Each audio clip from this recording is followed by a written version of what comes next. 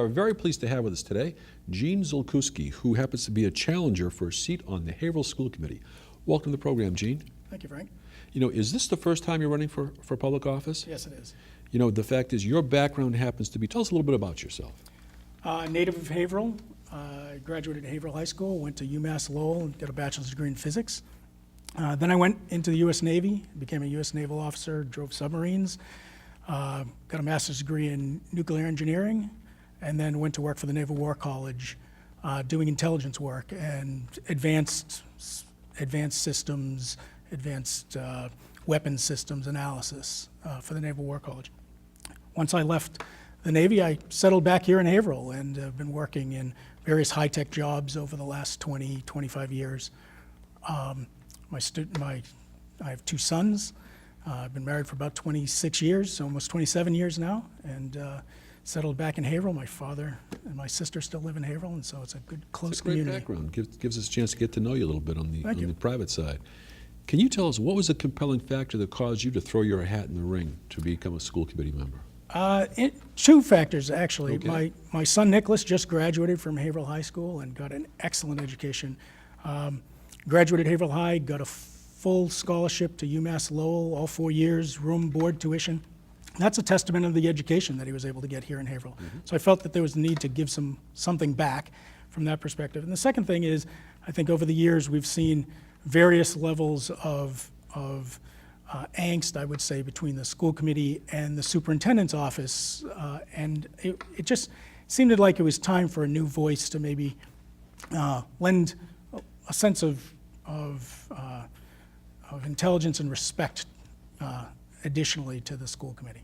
So that was my reason. You cite some of the things that you think probably are right with the Haverhill school system, which is indicative of the fact of your son being able to get the education that you believe is a high-quality education for himself, and that translates to a full boat scholarship to University of Massachusetts in Lowell.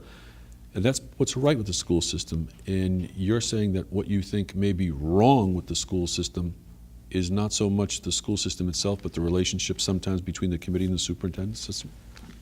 I think that may actually be true. If you look at, we've had 8 superintendents in the last 14 years. That's less than 2 years. Why would you think that? I think it varies. There are certainly personal reasons from the superintendent's point of views where they're using Haverhill potentially as a urban setting as a stepping stone to maybe a larger community. Okay. But I also think that last year the level 3 district report from the state basically kind of earmarked the school committee as dysfunctional, too political, and micromanaging of the school administration. I think that puts a lot of strain on the administration, and we see administrators not wanting to stick around. Without that continuity, I think it's very difficult to get programs instilled and a number of things kind of moving in the school system and that forward momentum, because if every 2 years you have a new leader, there's new programs, new people, those types of things. So I think that there's some issues there. Certainly, Haverhill's demographics has changed over the last, 25 years or 30 years since I've been in the schools. Where, 40% of the population is identified as low income by the state, and that's a big change in our demographic. And what is the percentage again? About 40%, according to the report. Okay. So, and there in itself lies some challenges for the school committee, and I think that, with diminishing funds on the state level, you have to be more creative in the way you do things. How would you be more creative? I think doing more with less, essentially. Is what you're dealing with. It's a classic problem. Yep. Essentially, I think to a large extent we need to be able to make sure that we hold the mayor accountable for the funds that are allocated to the school system. I think the city's meals tax was earmarked for a large portion of that to go to the schools. We need to make sure that we know where that money went to, and that the school got their fair share.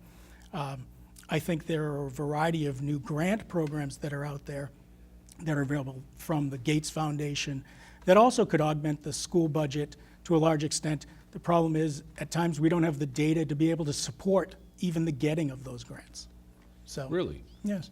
It's rather surprising, given the fact that the advent of technology and what we happen to have, what you'd think we'd have access to and proficiency to do, but you're saying we're just not taking the step forward to cross the line to be able to get there.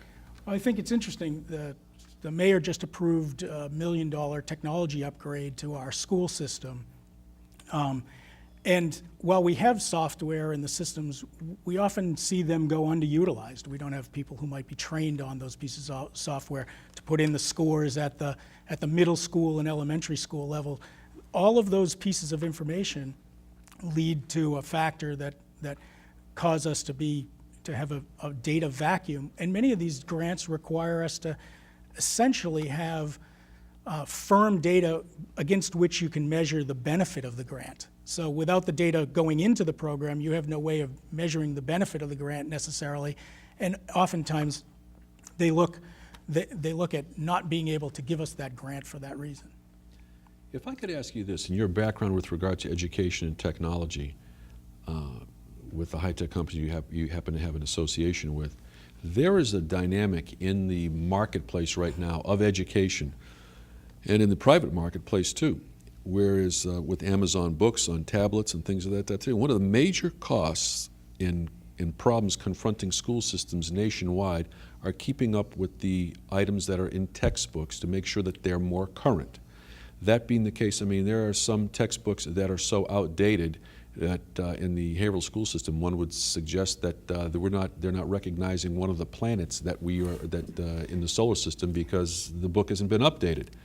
The thought happens to be that, okay, instead of being able to utilize the book, the written page in the book, and sometimes those books can cost anywhere from, I guess, $70 to $90 to $120 a piece, that rather than do that, to go to a tablet system so the tablet system can then go ahead and update that, almost like a Kindle, things of that type. Right. However, the cost of the Kindle is very high on the one hand, and the cost of being able to access that type of book through the Kindle is almost on par with what the cost of the printed book happens to be anyway.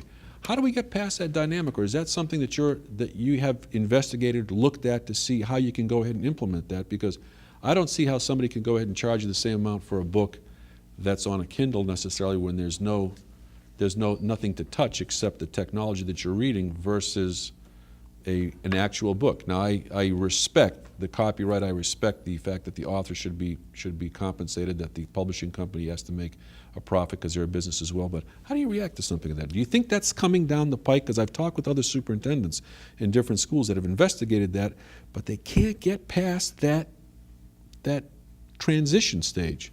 It's interesting.